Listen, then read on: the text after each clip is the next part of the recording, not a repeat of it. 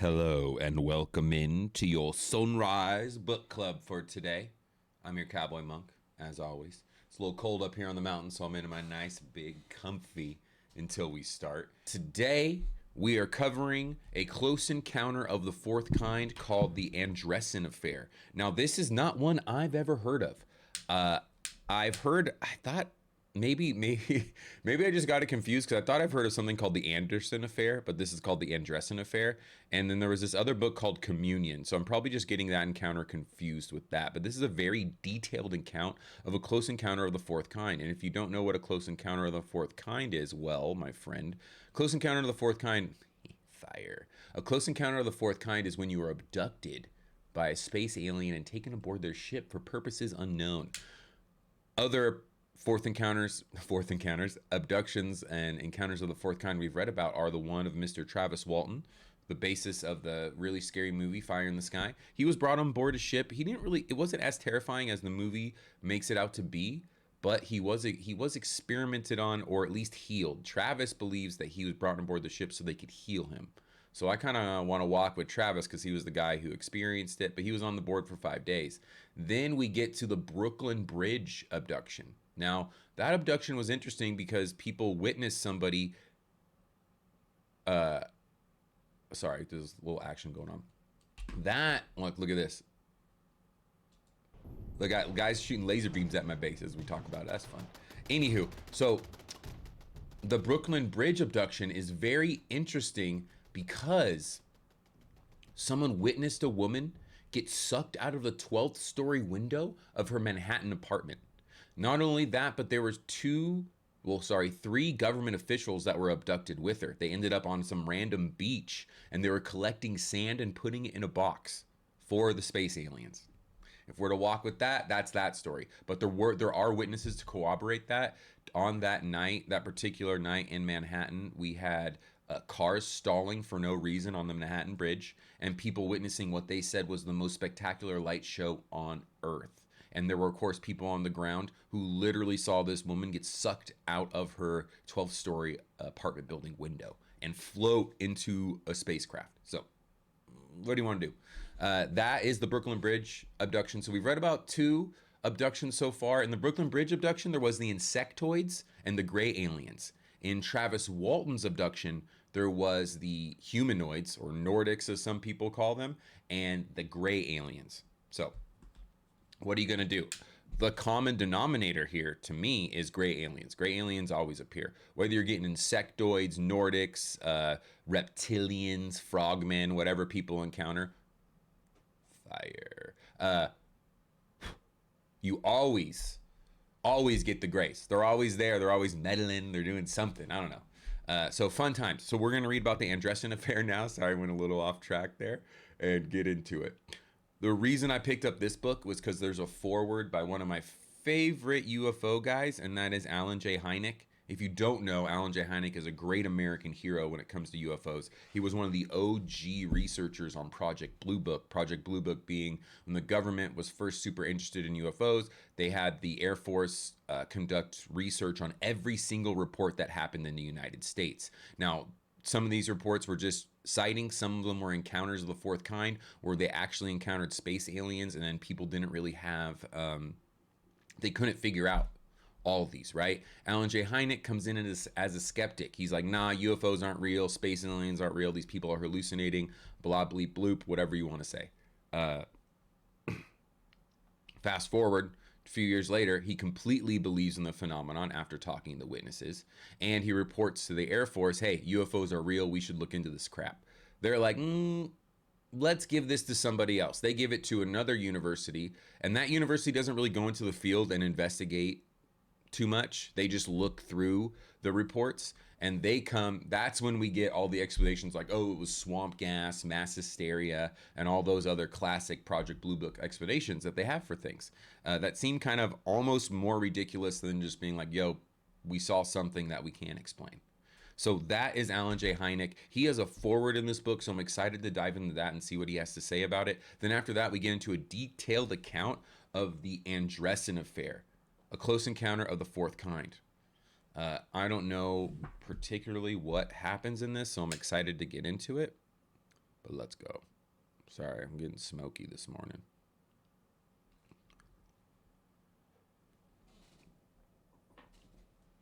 The Andreasson Affair. Go like this.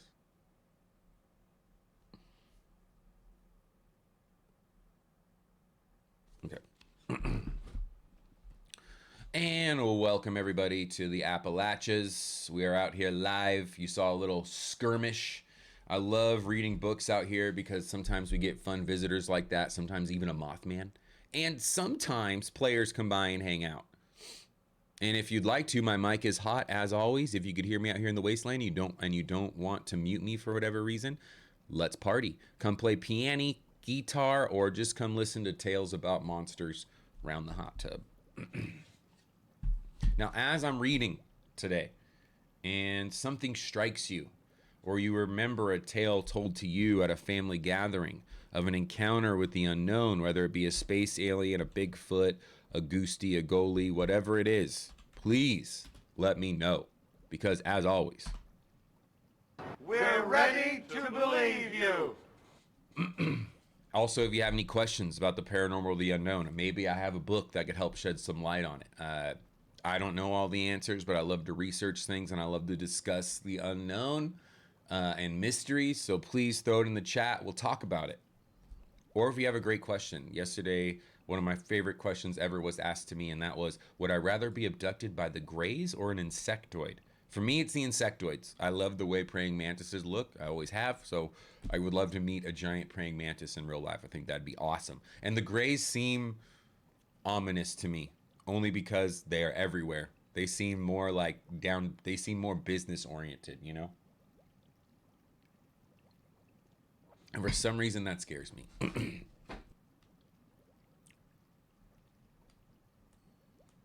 Okay, so this foreword is by the great Alan J. Hynek, UFO hero. The UFO phenomenon in its totality is surprisingly complex. Understandably, this is not recognized by the general public. Although various opinion polls indicate that the majority of the population feel that UFOs are for real, only patient study, and even more important, direct involvement with the witnesses to this greatly perplexing phenomena can demonstrate the extent of the complexity. The man on the street's simple opinion of either that UFOs are all nonsense or that visitors from outer space do exist is brutally destroyed by close study. But this is not a new insight.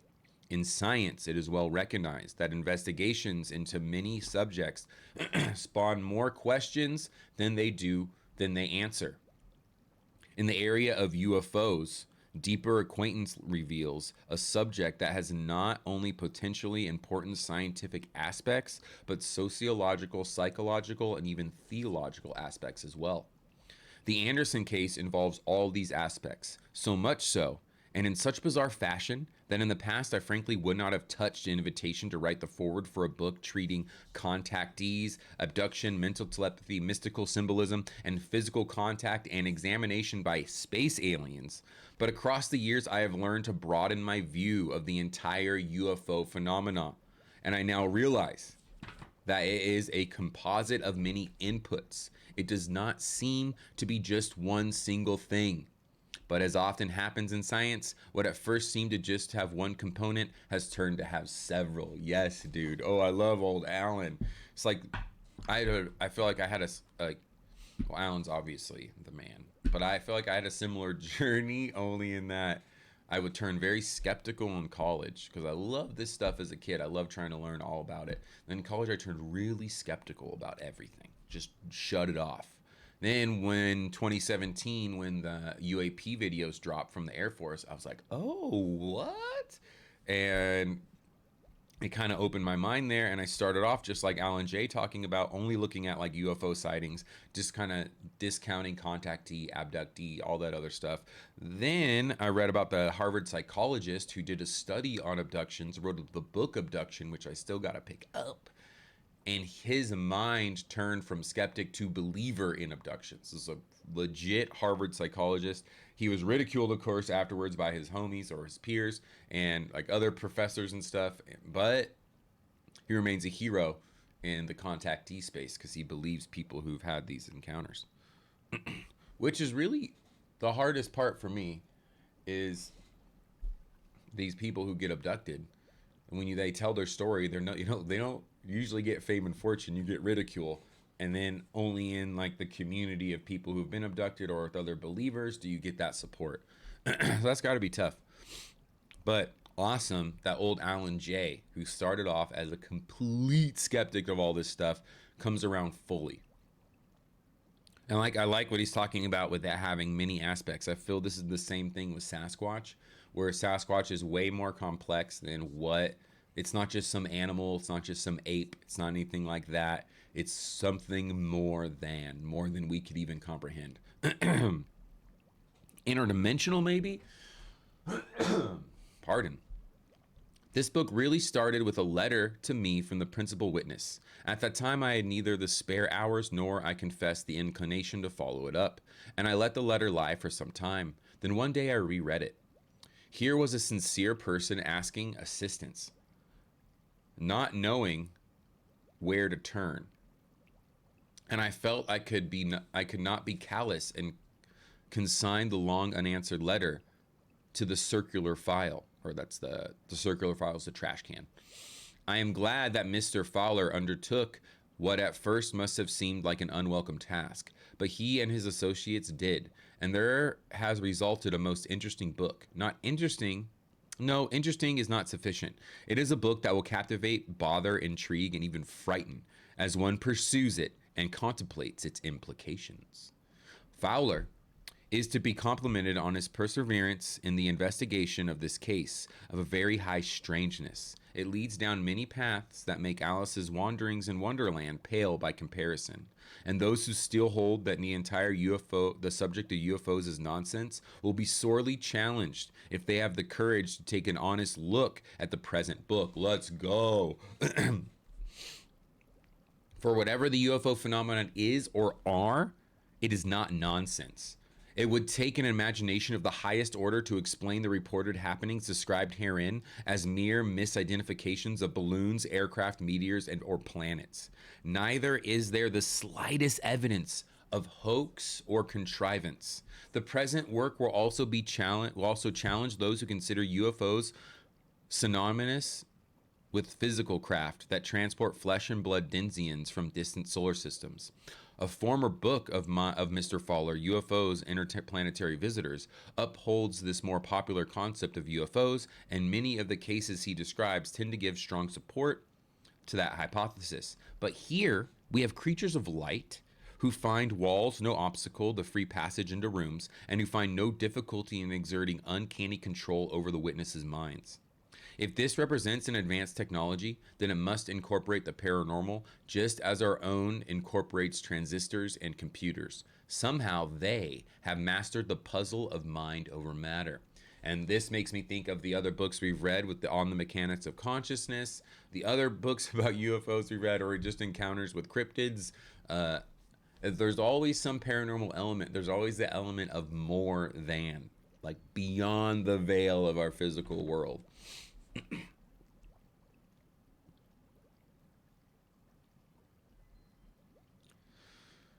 So, of course, though, all this is predicated on the premise that this entire series of adventures is not the result of some complex psychological drama played in concert, aka a crazy big hallucination, detailed and all that stuff.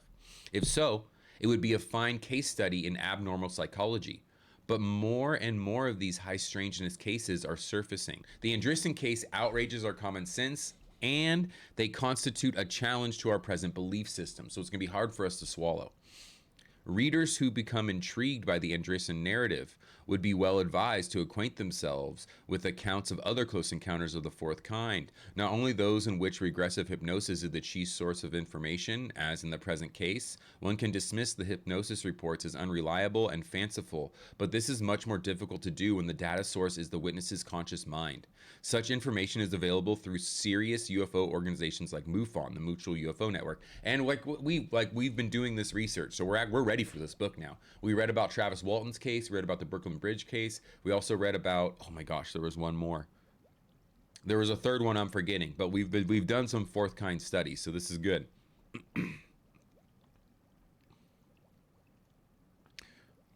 Readers who delve further into the fascinating world of the UFO phenomena will come to understand for themselves the worldwide scope of the phenomena and the problems and challenges that it presents.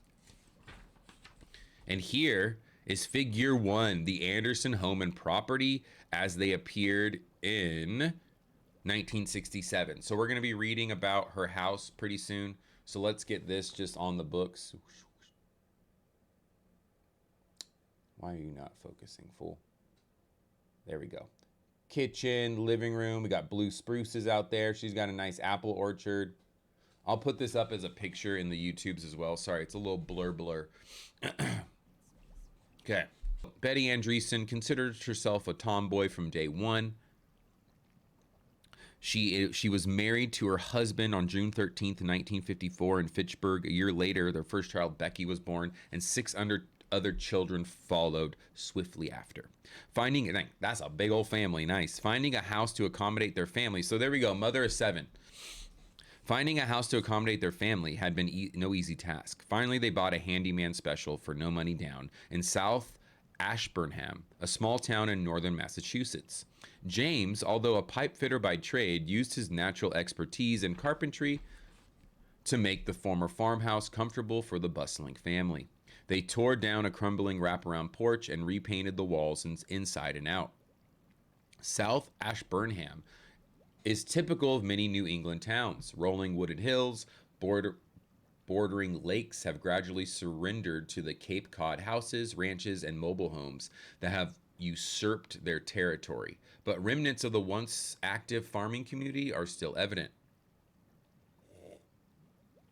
Abandoned orchards, tottering barns, and ivy-covered gray stone walls all bear silent witness to another day. The Andreasson children, Becky age 11, James age 10, Mark age 9, Scott age 7, Todd age 6, Bonnie age 4, and Cindy age 3, became accustomed to the neighborhood and joined the company of their newfound friends. Secure in their vibrant faith that had grown stronger over the years, Betty sought to instill the same faith and ideals within her own family. Each Sunday, Betty marshaled her well-scrubbed children to the local community church. The house and yard were always filled with children. We would sing songs and tell stories from the Bible and have fresh-baked cookies and milk. Okay, so flash forward. Family of, 8, I believe. Let me see. How many kids? 1, 2, 3, 4, 5, 6, 7, 9. So family of 9. Living in the outskirts of Massachusetts near the town of Ashburnham. Beautiful, idyllic life. You know, the mom makes them all go to church every Sunday. They sing songs in the yard on Saturday. Kids party around the neighborhood, you know, exploring the old barns, all that fun stuff. Now, by mid-January, Betty's own 7 children had become used to a new schedule of early suppers designed to allow their mother a nightly visit with her husband at the local hospital. January 25th was one of those days when the warm promise of spring hung dreamily in the air. The snow that had blanketed the ground for more than a month had all but vanished. Much later, under hypnosis, Becky would recall that on a balmy afternoon, she and her girlfriend had been playing in the nearby orchard. They were climbing one of the apple trees when her mother's call to supper echoed into the orchard. About an hour later, after eating and helping with the dishes, Becky went out again. But now, as the last vestiges of daylight melted into the darkness, the mild temperature of the afternoon dropped rapidly, and Becky soon returned inside. Already pools of mist were beginning to collect in the hollows around the old farmhouse, bringing the promise of a foggy night. As on most evenings, James Jr., Mark, Scott, Todd, and Bonnie had all been fed and dressed for bed and were watching television on this evening. They were watching Bozo the Clown. So that's like, you know what's cool? Back in the day, if y'all are fans of The Simpsons, there's the show that was just like Krusty, but it was called Bozo the Clown. So if you imagine, it's just like Krusty's Playhouse or whatever the heck it's called on The Simpsons, which is cool. So all the kids were sitting around one night. We're watching Bozo the Clown. We've had our early dinner because Mama's going to go visit Papa down at the hospital where he works. Cindy was curled up on her grandmother's lap. Betty was in the kitchen finishing up a few remaining chores. Suddenly, the electric lights began to flicker, hesitantly, and then blinked out, throwing the house into darkness and confusion and sending the frightened children scurrying into the kitchen to find their mother. Almost at the same time, the family saw a curious pink light shining through the kitchen window. So this is just like the Manhattan Bridge abduction. We have witnesses to the actual craft that takes the person. 10 years later, under hypnosis, Betty and Becky Andreasson would describe the scene as follows. Betty. So now we're into this is actual words from the people. We're into the interview section. Betty. Suddenly the lights were off, and we wondered, what was it? And we looked over, and there was, by the window, the small kitchen window, I can see like a light, a sort of pink right now. And now the light is getting brighter. It's reddish orange, and it's pulsating. I said to the children, be quiet and quick. Get in the living room, and whatever it is will go away. It seemed like the whole house had a vacuum over it, like stillness all around, like stillness. The next thing I knew, Mom was going, shh, be quiet. And this is Becky now talking. The next thing I knew, Mom was going, shh, be quiet. There's some huge pulsating glow that was out the kitchen. It was outside like a big glow. The Andreasson kitchen had become a kaleidoscope of reflected color and dancing shadows, keeping cadence with the flashing light. As the frightened Betty herded her excited children back into the living room, Betty's father hurried into the kitchen to see what was going on, glancing into the backyard through the pantry window.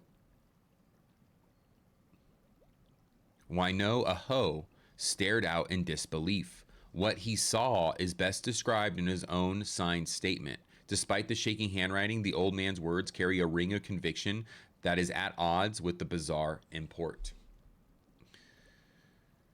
These creatures that I saw through the window of Betty's house were just like Halloween freaks. I thought they had put on a funny kind of headdress, imitating a moon man. It was funny the way they jumped one after the other, just like grasshoppers. When they saw me looking at them, they stopped. The one in front looked at me, and I felt kind of weird. That's all I knew. The Andreasson Affair had begun. Ooh, creatures. Little moon-faced creatures. It's getting dark out here in the wasteland. The book we're about to read deals with what is known as the in terminology of UFO investigators, Close Encounters of the Fourth Kind, or CE4. A Close Encounter of the Fourth Kind. Close Encounters of the Third Kind, the title of this spectacular movie about UFOs, is a designation originated by Dr. Alan J. Hynek. What? To describe specific types of UFO reports. In all, Dr. Hynek has coined 6 major categories. So here are the 6 major categories of close encounters with space aliens. There's nocturnal light, or deemed NL, light seen in the night sky. So, Dr. Alan J. Hynek is one of the OG UFO researchers, and he came up with a alien encounter system from 1 to 6. Well, not really from 1 to 6, but there are 6 different categories. The first being nocturnal light, light seen in the night sky. The second being daylight discs, distant disc-like objects seen during the day. The next being radar/visual UFOs seen by radar and vision simultaneously. Then we get into the close encounters. So the close encounter of the first kind is a UFO seen within 500 feet. A close encounter of the second kind is a UFO that leaves a physical trace. So you can see it from 500 feet, but when you go over to check it out, there's like an impression on the ground. Then in close encounter of the third kind is that you see human or humanoid-like occupants in the craft. So you encounter those occupants. Now beyond that, we have a close encounter of the fourth kind. A close encounter of the fourth kind is being abducted by an alien. Now this wasn't, or a space alien or creature, interplanetary creature, whatever, interdimensional creature, whatever it is. This wasn't part of the original classification system. It was the original 6, going from nocturnal light to close encounter of the third kind. But close encounter of the fourth kind was added later because of all the reports of high strangeness and alien abductions, which leads one to think there's gotta be something to it. So the Andreasson Affair is more than just a classic example of a close encounter of the fourth kind. It is, again, to use the jargon of ufologists, a case of such high strangeness that even the most open-minded investigators were at first inclined to dismiss it out of hand. Yet it has become probably the best documented case of its kind to date, the subject of an intensive 12-month investigation conducted by the Center for UFO Studies, CUFOs. That involved, among other things, the recording of large quantities of testimony given under hypnosis, extensive lie detector testing of witnesses, detailed analysis of corroborated circumstantial evidence, careful character checks, exhaustive comparison with other close encounters of the fourth kind accounts, and much more. Excited for this one. We got psychic abilities, we got space aliens, we got close encounters of the fourth kind. Okay. So, but before we get there, it's time for some coffee. I need it. And of course, you guys are going to get to see the pour of the century, so get ready, huh? Finish what's in here.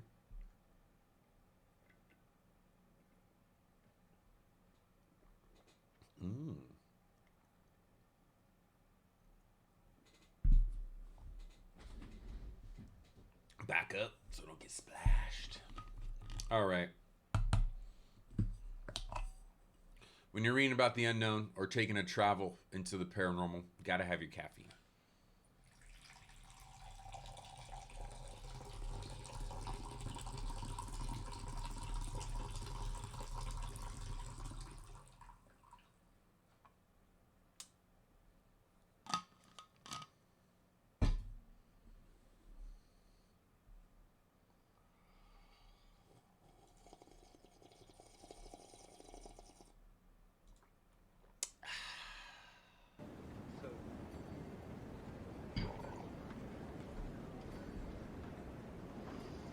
You know, this is, excuse me, a damn fine cup of coffee. All right, Andreasson Affair. We're back at the Andreasson household. Becky, or Betty, is in the kitchen. Pink light floods the house. Wayno, one of the guys who's there, I believe her husband, sees creatures that he describes as Halloween freaks dressed up in moon masks. I love Halloween freaks. That's such a great insult, calling someone a Halloween freak. Oh, and because it's like, it's not that mean, you know, it's kind of funny. I don't know. Anywho, uninvited visitors. When the bright light first flashed through the kitchen window, Becky had returned into the living room in response to her mother's commands.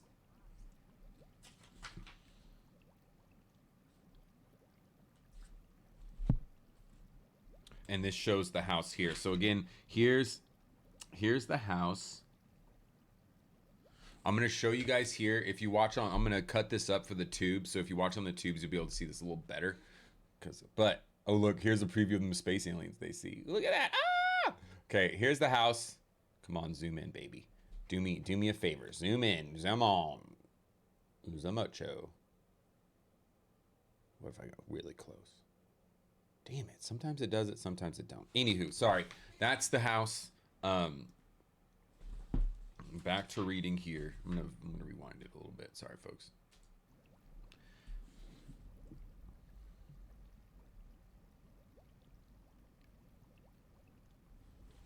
So the bright lights have flooded through the kitchen window. Becky returns to the living room in response to her mother's commands. Looking down the hallway into the kitchen, she noticed a dark silhouetted shape bobbing in front of the light, shining through the kitchen window. Then everything went black at that moment. Becky, her grandfather, and all family members except Betty found themselves unable to move, unaware of anything else. So the grandfather, Wayno, he was the first one to see the creatures. Then Becky, listening to her mom, because her mom sees the light, she's like, kids, get in the freaking living room. They're all going to the living room. As she's going to the living room, she sees a figure outside.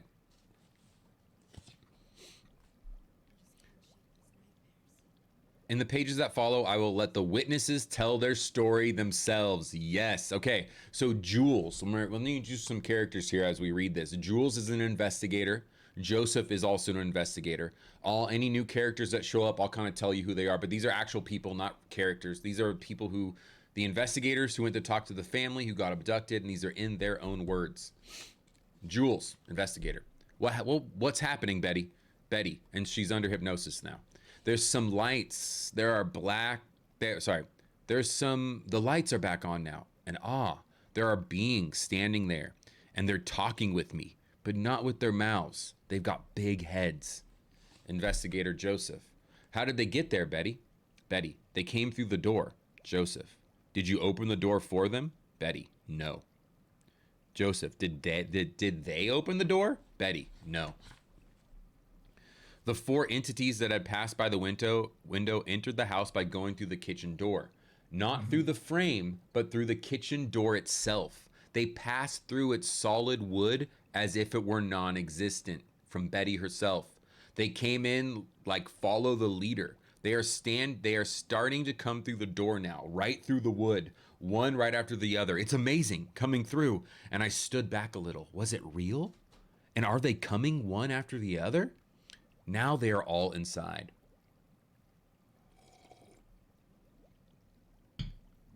It was difficult for us to visualize what Betty was describing. Thus, after each session, Dr. Edelstein introduced a post-hypnotic suggestion with her that she would remember the details of what she described under hypnosis. Her ability to draw was fully utilized, and she was supplied with detailed pencil sketches, many of which are reproduced in this book. And there's this picture here of the aliens phasing through the wall. So all the hand drawings you're about to see, these were done by Betty herself.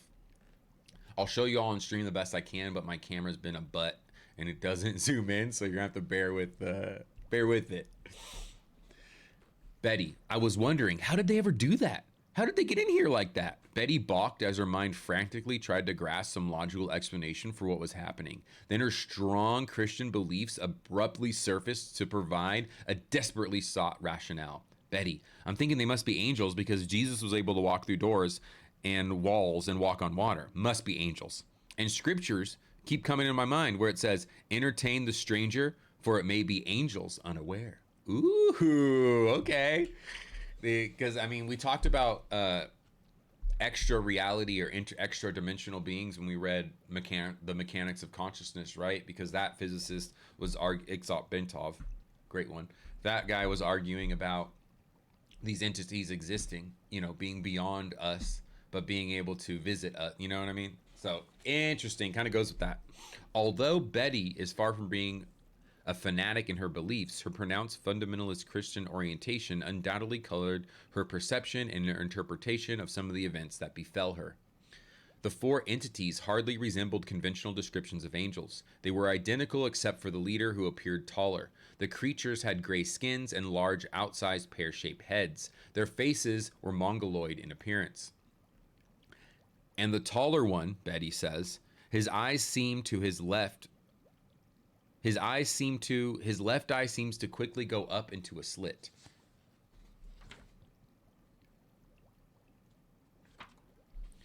And the large wraparound cat-like eyes stood in stark contrast to the less prominent facial features, holes for the nose and ears, and fixed scar-like mouths. They wore shiny dark blue, form-fitting uniforms. Each left sleeve was adorned with an emblem that resembled a bird with outstretched wings.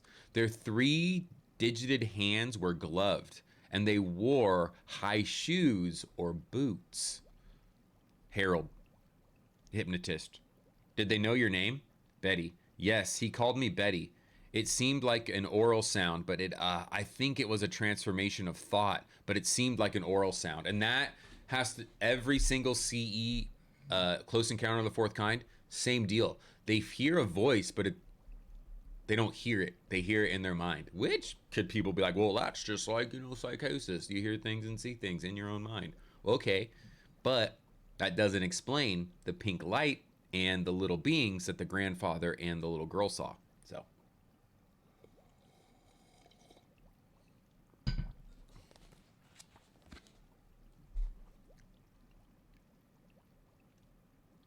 During the initial establishment of what seems to have been mental telepathy, Betty misconceived a mental impression generated by, oh, he's got a name. So they introduced themselves. Oh my gosh, sorry. I missed this part here. Betty stood transfixed, but an extraordinary calm settled over her. An aura of friendliness emanated from the alien intruders, and she was no longer frightened. The leader, who stood about 4 feet tall, identified himself as Quazaga. Or Quazga. We'll call him Quazga. Quazga, I hope that's your name if you're out there. So, Betty misconceived a mental impression generated by Quazga. The leader outstretched his hand and she asked,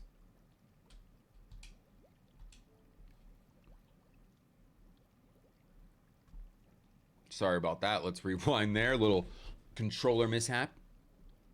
During the initial establishment of what seems to have been mental telepathy, Betty misconceived a mental impression generated by Quazga. The leader outstretched his hand and she asked, do you want something to eat? They merely nodded. And so Betty went to get some food from the refrigerator and a pan from the stove, and I started to cook him some meat. The entity stared impassively at Betty momentarily, and then she received another mental impression. That's so funny. Oh, you guys want some food? Oh yeah, let me cook you up a burger. Betty, and I turned because they said something to me, and they said, we cannot eat food unless it is burned. Oh, and so I started to burn the meat, and they stepped back, astonished over the smoke that was coming up. That's so fun. The beings corrected Betty as clearer images formed in her mind. Betty, this is Betty. And they said, but that's not our kind of food. Our food is tried by fire. Knowledge tried by fire. Do you have any food like that? What? Betty's religious belief influenced her reply. Yes, I think I have some like that. It's in there. What's food that's been tried by fire? The events that followed in rapid succession are utterly alien to the logical model of reality that we have been taught since early childhood. Like a computer that is automatically programmed to reject extraneous data, the human mind rejects such claims with comfortable labels as hoax, dream, or hallucination. What was going on here with Betty? Is this a hoax? Is this a dream? Is this hallucination? Or is Quazga and the boys actually in her living room being like, make us some burnt food that's been tried by the fire, lady? Betty. So this is the Betty. The aliens were like, yo, you got any food that's been tried by fire? Betty's like, oh, I got you. Follow me. Betty. They followed me into the living room and I looked and saw all family as if time had stopped. I saw my family as if time had stopped for them. And I wondered what happened, but I glanced down and picked up the Bible that was on the end table. I turned it and passed it to the leader. The leader passed me a little thin book in exchange. Oh. A little thin blue book in exchange. Do we still have that? The entity who called himself Quazga took the Bible from her and held it in his hand. Betty's mind rebelled at what occurred next, because what she saw happen seemed to be impossible. The leader put the book in his hand and he waved his hand over it, and other Bibles appeared thicker than the original. Then he passed it to those beside him, and they took the books, and each one was spontaneous. They somehow flipped it page by page and looked down. Each page was, and I looked down and each page was pure white, luminous white. And they stopped, and I started to look in the little blue book. Okay, so the alien created more books and they're all glowing now, and he gave it to his homies. When Betty's oldest daughter, Becky, relived the episode under hypnosis, she recalled regaining consciousness at this very point. After blacking out, the next thing she remembered was seeing her mother conversing with the entities in the corner of the living room. Jules, where are you? In the hallway? Betty, I'm in the living room still. I'm over near the TV and I'm just looking over to the left. Jules, what do you see?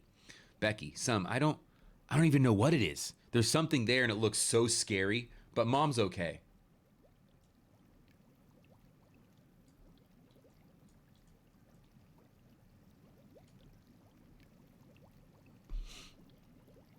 It was very unsettling watching and hearing Becky during the hypnotic session. Now, years after the event, a mature 22-year-old adult reclined in the hypnotist's chair, but the voice coming from her mouth was that of an 11-year-old child. Jules, is this something? One thing or many things? Becky, it looks like a clay man. It looks like a clay man talking to my mom, some kind of man creature. And behind him, right behind him, towards the right, there's one, a little one. And there are two after him that are exactly like that, like triplets. Joseph, how do you know they're men? Becky, I don't know. They just seem like men to me. They're men. They're really babies, but to me, I guess they would be more man than woman. They look like clay. They look like they're smooth, watered on clay. Jules, did they touch you? Becky, no, they didn't touch me. Jules, did they take you outside?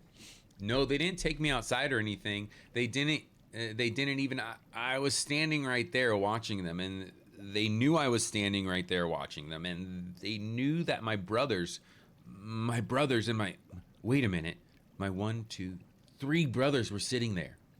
And Grammy, she's over there. Oh, where's Grampy?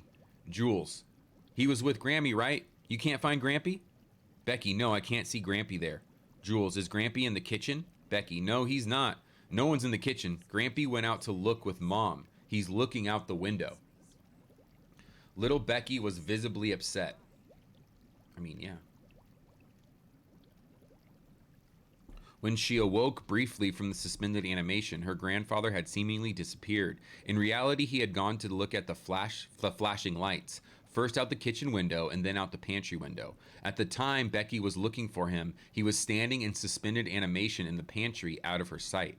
Joseph, did your mother give anything to the beings? Becky, I don't know. My mom was standing there with her hand on something, and that clay form had his hand on the other part, like a book. The clay hand is holding it in his right hand side, and Mom is standing on the... Joseph, where did the book come from? Becky, the book? I don't know. She must have had it. I don't know. Becky had not seen the aliens enter the room with her mother. Where'd my coffee go? Becky had not seen the aliens enter the room with her mother. She had not witnessed the amazing duplication of the Bible, nor did she see them give her mother the blue book. When Becky regained consciousness, the first thing she noticed was her mother looking at the blue book with Quazga. I woke up, and they were in the room. Mom was talking to them, and there was a book already in his hand. Jules, is the TV off? Becky, yes, the TV. No, the TV, it's different. No picture, no sound, very, very dim. Like you turned down the color, like you turned it down so it's very gray and low. Throughout the sessions, when Becky or Betty became anxious during certain segments of their experience, Dr. Edelstein reassured them. He sensed their particular needs instinctively at the right time and in the correct manner.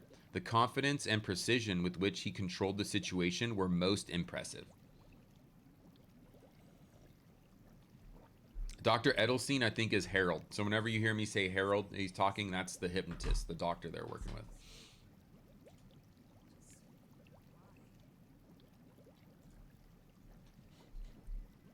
Harold, the doctor. Becky, are you upset about something? You're upset about something, aren't you? Becky, yes. What are you upset about? Becky, those things, they're scary.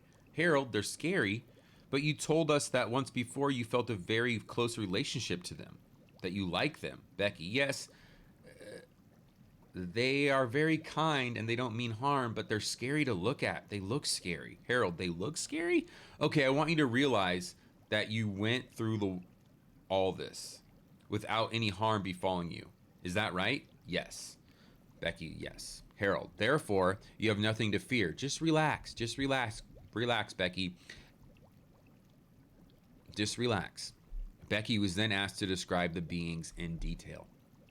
Becky, they were wearing, it looked like pants and a tucked in type of shirt, but it was very tight fitted. Something like what reminded me of was something like a scuba diving outfit that would be close to a person's skin. And a lot of encounters we've read about have this very same element of skin tight suits on these weird bodies. Oh my gosh, hold on. I realized something's not plugged in here. A little light I like to have plugged in, my Taka light. There we go.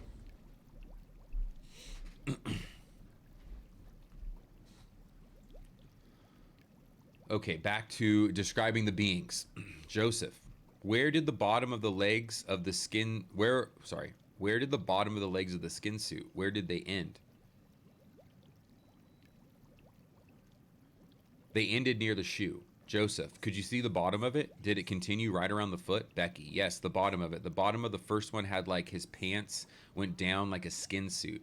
And then there was a cut where it was. It stopped with one lighter shade and it went into the darker shade like a shoe or a boot would be. Fred, investigator. Could you describe their eyes? Becky, they looked like marbles. It had big eyes. Jules. What? There's like 4 people interviewing her while she's being hypnotized? That seems wild to me. Jules, what about the eyes? Did you see them move at all? Becky, no, I didn't see anything like him closing his eyes or opening them. Fred, did they have ears? Becky, I can't see it. Fred, did they have hair on their heads? Becky, no, I didn't see any hair. His head looked like an upside down pear.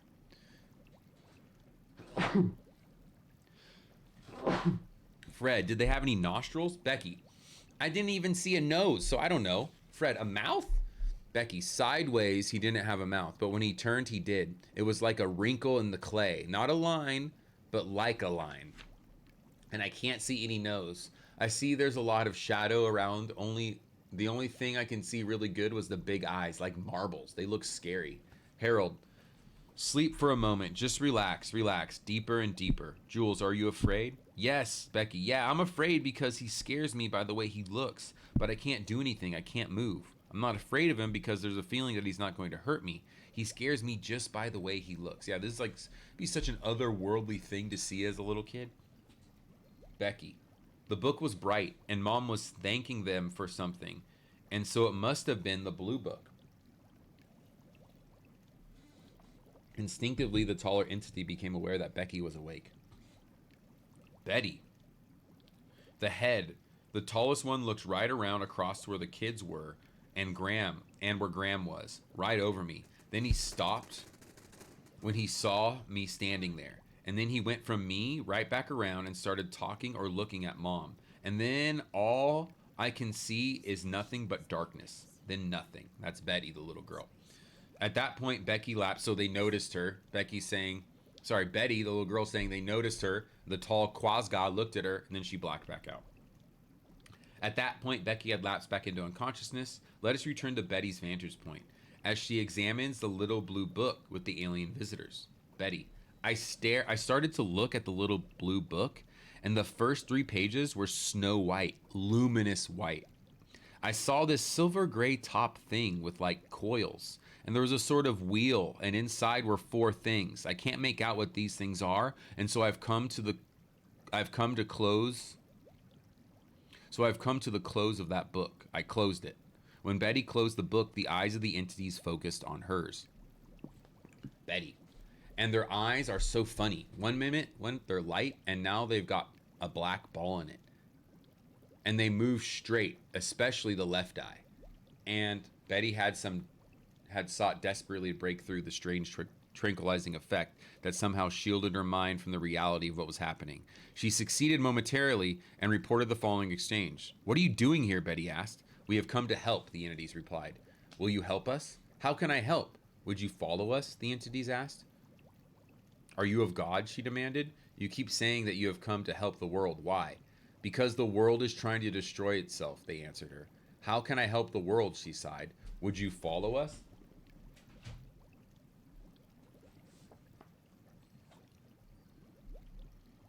If you're of God, Betty sighed again. And if you're here to help, I would follow, but do not deceive me. Would you follow us? They repeated. Yeah, they're not answering the question. They're just like, well, are you going to follow us or not, lady? Betty's powers to resist lessened, and as the entities stared hypnotically into her eyes. Their slow, repetitive invitation, would you follow us? Echoed within the deepest recesses of her mind. But again, her own powerful instinct surfaced. What about my children? My parents? They are all right, Quasgot answered. Would you follow us? Jules. What was the rest of your family doing? Betty. They promised me they wouldn't hurt them, that they would be all right. They said, see, they're just resting there. There was no fear on their faces. It was as if they were unaware. They said, they are all right. Would you follow us? He keeps repeating that. Would you follow us? Deep, deep in the back of Betty's mind, every ounce of her trying to fight. Would you follow us? Slowly breaking down her defenses. We will not harm you, the entities repeated. Would you follow us? All right, Betty replied, very softly. Another investigator. How about the other houses? Could you see the neighborhood? Betty, no. I saw haze, all haze. When you went out, how did you know that you were actually in the neighborhood? Betty, I didn't know, except for the corner of the house and the ship. The rest of the part seemed very vague and hazy, like a mist was all around. A mist of consciousness, maybe.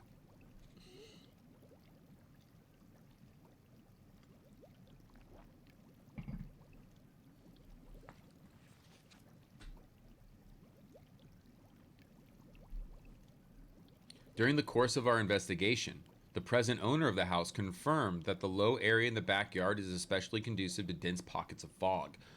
Weather records from the night of January 25th, 1967 indicate heavy fog in the area. Debbie, Jules's wife, another investigator. How about the garage? Betty, I couldn't see that. I couldn't see the opposite side of the house on this side. I could just see on the left-hand side the house, the corner of the house, the stone wall, and the tree. Even past that, it seemed misty. It seemed as if the ship took up most of the area, too much for me to see past it. Betty stood awestruck at the silent presence of the strange craft in the yard. Her initial shock quickly gave way to fear and apprehension. Quasga seemed to have sensed this, and to reassure Betty, he did a remarkable thing, Betty reported. He says, "See, you can trust me. Look over at the ship." And he made the bottom like glass. I could see through it.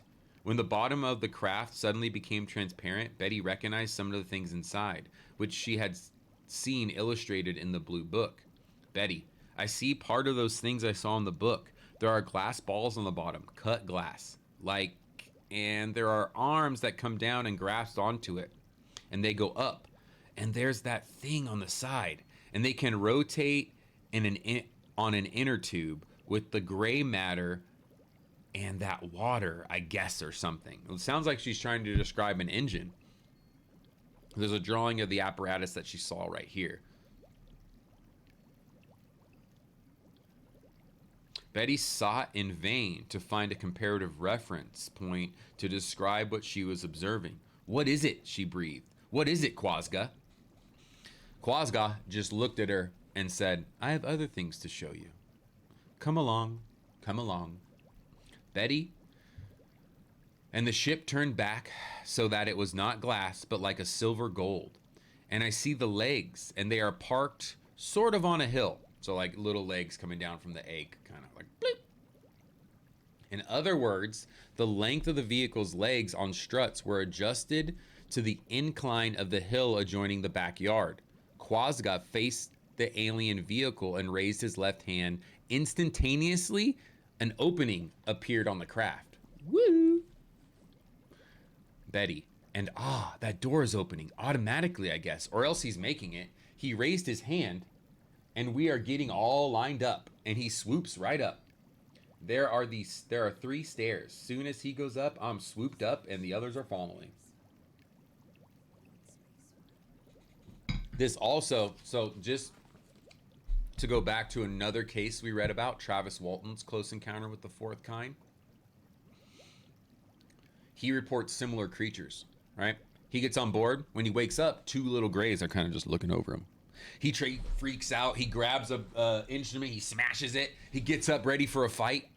The little gray aliens just kind of look at him and go, whoa, easy, buddy. And they leave the room, and they go to the right. Travis bolts out the room. He goes to the left. He's in a dark corridor aboard the UFO, apparently. He makes it to another room. Then a humanoid, taller creature approaches him in a helmet. Now, it just made me think about that because Betty here, it's 3 little guys being led by a taller one, right? Just interesting. Same trope here. The taller one seems to be in charge and is the calming presence, the one that's really chill with Betty and being like, come along with us. Will you follow us? And all that stuff. Okay, so they get on board. Here's what Betty has to say. We're in like a half bubble or a quarter of a bubble room. And Quasga has withdrawn himself with the others. And they are standing over on the side talking. I'm just looking at this room. Something goes down on the sides of the bubble where the steps come up. It goes down. I feel very weightless and icky. My hands and my legs feel like they're asleep or something. And they're... What? Whoa, dude. Why'd that light go out? Sometimes it overheats. Wow. Well, give me a second, folks. Now we're in the dark red. Maybe the space aliens are about to get me. Go. Sorry, it just gets a little overheated and turns off. So hopefully that doesn't mean Quasga's coming after me because my lights went off. Just as we're reading about him. But... oh, but Quasga seems like such a chill buddy. Where the heck was I? Okay, so they're in this room.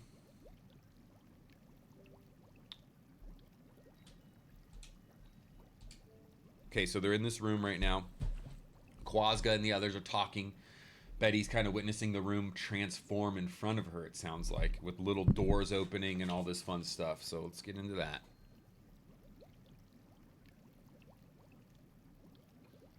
Okay. Okay, he brought me over. Okay.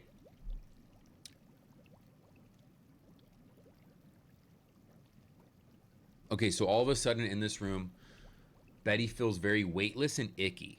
My hands, this is her reporting. My hands and legs feel like they are asleep or something. And they are still talking over there, and they glance over at me once in a while. Oh, hurry up, I think.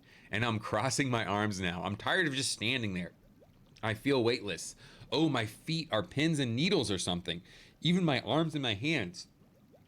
He's still talking. About 2 or 3 of them are leaving. That door whooshed open, and they are going in, and now the door's closing. Then Quasga came over to Betty. 2 entities still remained in the room and stood watching her.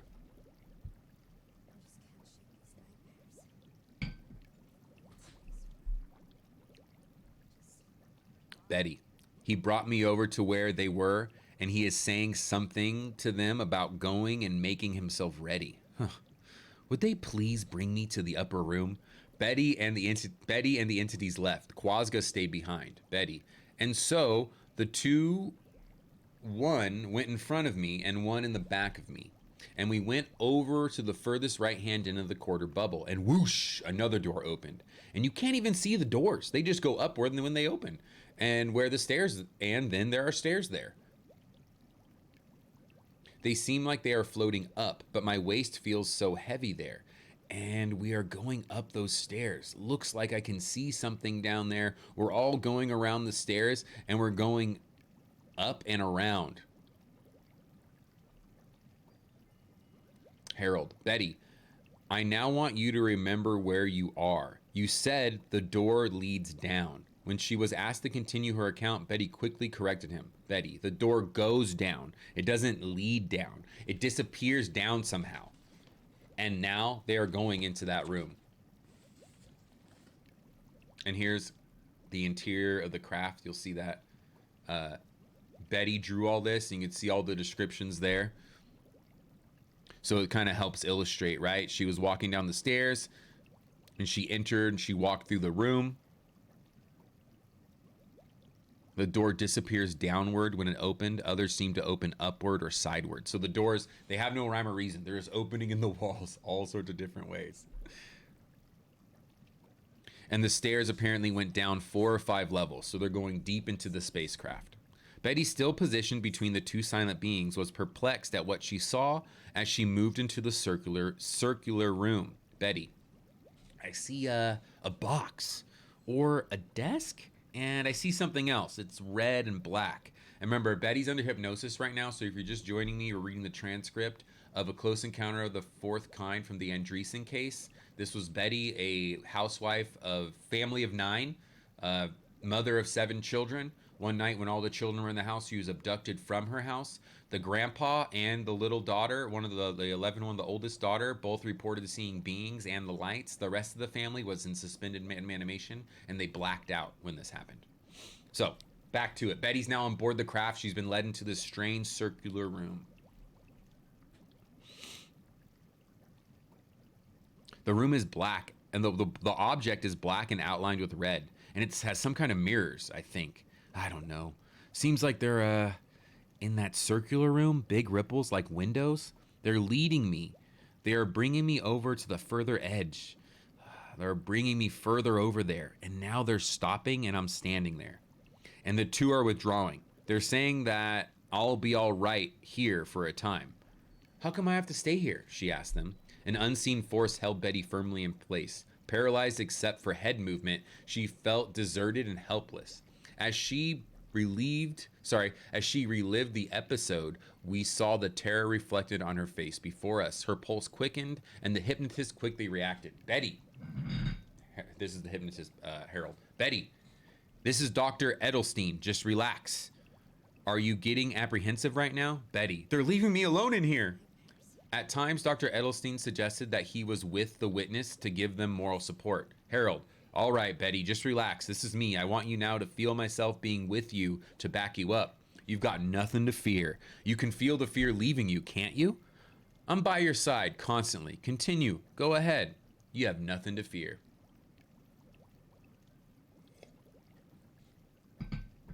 Now substantially calmed, Betty tried to describe a variety of totally alien objects that she could see from her vantage point, but their utter strangeness prohibited her from describing them except by comparing them to things she's already familiar with. Betty, okay, I'm standing there looking around on the side.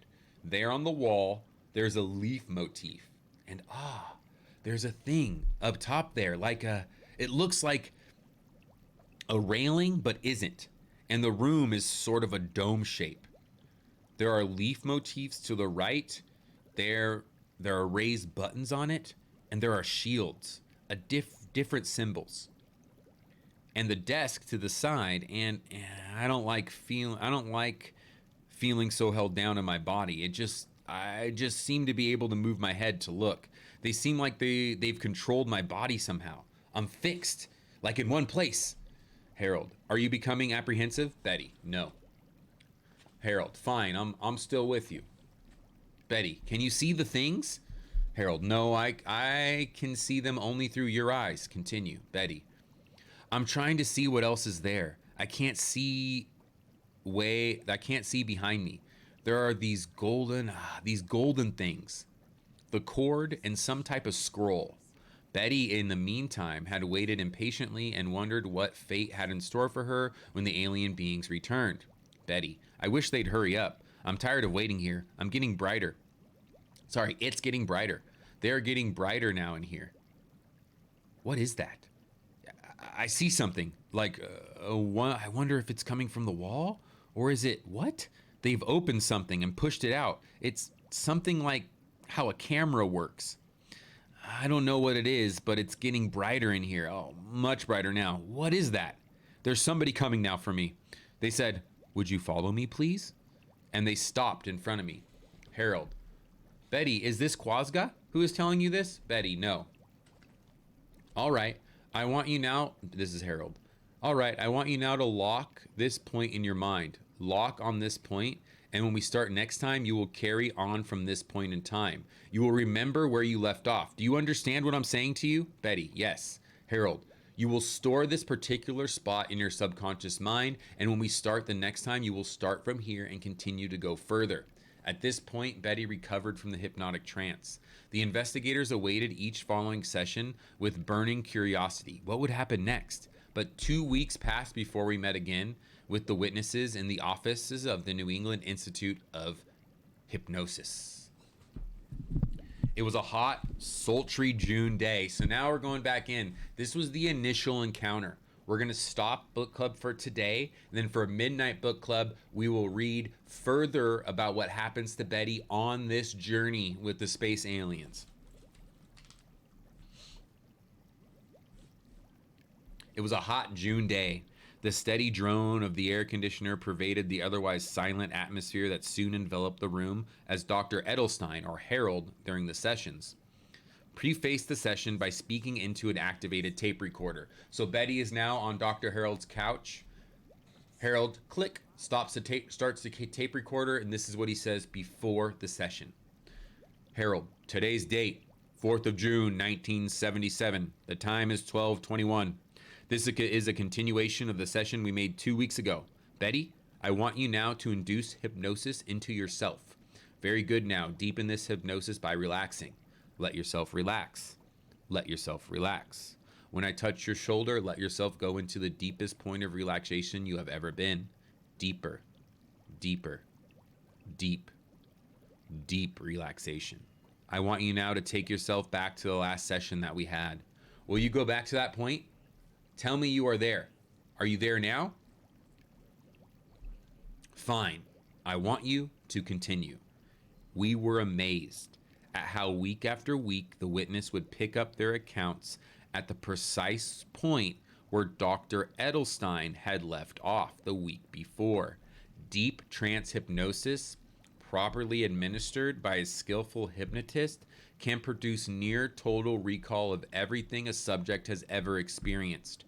I truly believe in this only because when we've read about the mechanics of consciousness by Itzhak Bentov and other studies of the mind, all information is stored in the deep subconscious. All information that you've ever learned is still there. It doesn't leave you. It's in the consciousness, right? And the consciousness is in our mind, but it's also outside of us and all around us. So the information is there. You just have to find ways to access it. And I believe hypnotism is a way to access that deeply stored information. I just can't shake these nightmares. Floating in space forever. In this trance state, a person must tell the truth as he or she believes the truth to be. Betty and Becky were turned off and on like biological tape recorders. It was fascinating to see a practical demonstration of the mind's remarkable facilities for storing memory. Betty, the lights are getting brighter, and that door opened again, and there's somebody coming. I'm glad they're coming because it seemed like a long time in there. They're sort of gliding toward me, not moving their legs, but gliding. And it's one of the beings. It's two of the beings. And they're waving their hands and telling me to follow them. I'm going over with them, and they're taking me to the center of the room. One is in the back of me, and one is in the front of me. Where are you going now? And they said, you will come over here. I went over to the center of the room, and I stood there. And one in front of me turned and looked at me. Again, Betty was instructed to assume the familiar follow the leader stance between the two entities. Abruptly, she found herself sinking through an opening in the floor. We'll find out where Betty sinks through this opening in the floor and where she ends up on Saturday night. I was like, is Saturday tomorrow? Saturday night for Midnight Book Club. We'll continue Betty's harrowing journey on board the craft. And when you tune in Saturday, I'm going to have the pictures from the book on stream, so we'll be able to walk through all the sketches together. So that'll be a really fun examination. So make sure you join me for that. Thank you for joining me for Sunrise Book Club today. If you have any paranormal stories you want to share, please do so. I'm ready to believe. I'm going to switch over to playing some games for now. We might continue with Dead Space. I don't really know. But that was the Andreasson Affair. The beginning of the Andreasson Affair, Part 1. The Abduction and On Board the Spacecraft. We'll continue with Betty's harrowing journey on board the spacecraft when we return. Very interesting case, though. I mean, right now, just because we have Dr. Alan J. Hynek on board, and I respect the crap out of that UFO investigator, I'm going with 95% believability on the Andreasson scale here. Now, whether she was actually encountering space aliens or some sort of hallucination, I do think it was some sort of interdimensional or some other entity that's either extraterrestrial or extra-dimensional. Extra-dimensional being entities that, when they show themselves to us, they form into whatever your mind would most easily take and whatever the modern belief is. And at this point, after Betty and Barney Hill's abduction, the most popular belief of being abducted by something else is a little gray alien. So it makes sense that this is what's appearing to her. Or maybe they are actual little grays and tall grays. You know, who knows? That's what I love about this story so far.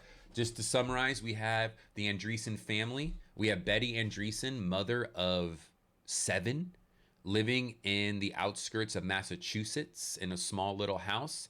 The night that this happens, both grandma and grandpa are over with the children. They notice in the evening bright pink lights shining through the kitchen window. Betty says, children, get your asses in the room. They all rush into the room. Of course, grandpa, he sticks around. He's in the pantry. He's just watching. He's watching the craft. What's grandpa see? He sees 4 entities get off the craft. That's the last thing Grandpa remembers. He goes unconscious after that.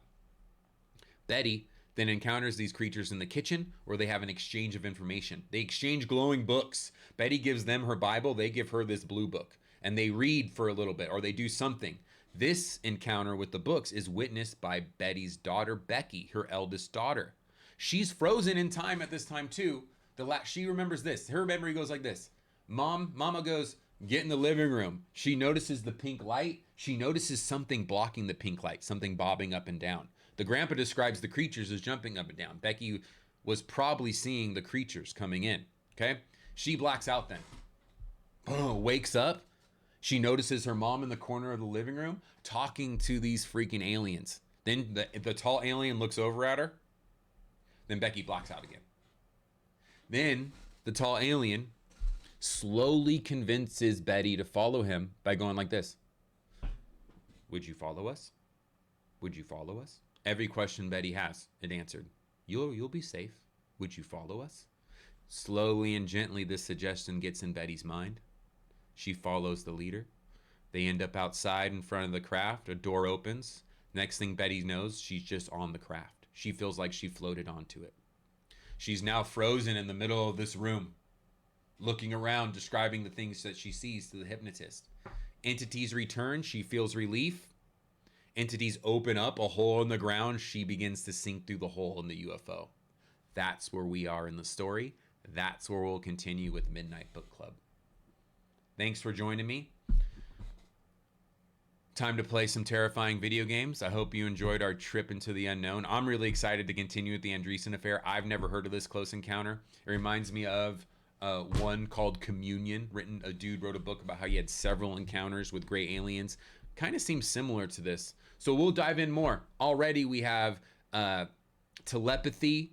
We have being able to freeze people with their minds. We have all sorts of wonderment and a glowing book.